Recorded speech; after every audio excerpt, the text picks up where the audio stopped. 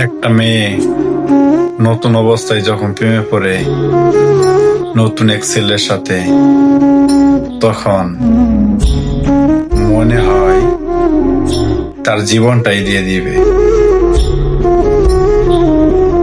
কিছুদিন প্রেম করার পরে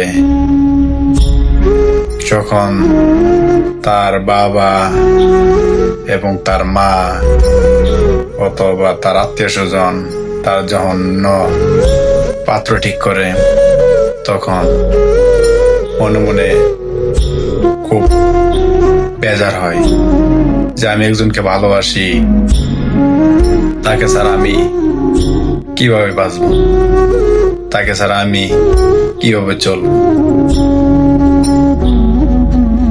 এত ঝামেলার পরে যখন আসছে তার বাবা মা অথবা তার আত্মীয় স্বজনের দিকে চায়া যখন বিয়েটা করে, অথবা এক সপ্তাহ দেড় সপ্তাহ একটু খারাপ লাগে, আস্তে আস্তে আস্তে আস্তে তার স্বামীর প্রতি তার মহব্বত হয় এবং তার ভালোবাসা হয়, মানে ইত্যাদি। তার সাথে তার তার প্রেমিকার থেকে তার জামাই অনেক প্রিয় হয়।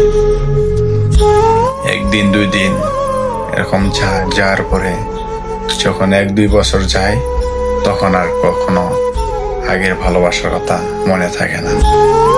এটাই বাস্তব ঘটনা। কিন্তু ঘটনা এরকম অহরহ ঘটতেছে। আপনারা মায়ামাসের প্রেমের থেকে দূরে থাকেন, ভালো একটা মায়া থেকে বিয়ে করেন এবং সংসার করেন। সে যদি পারে আপনাকে ছাড়া সংসার করতে, আপনি কেন পারবেন না? আপনি কেন পারবেন না?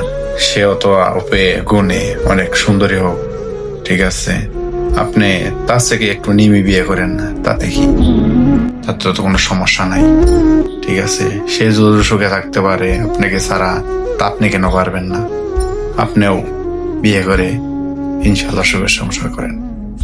কথাটা আমি একটি ভাই আমাকে বলছিল, তার জন্য আমি কথাটা আপনাদের শেয়ার করলাম।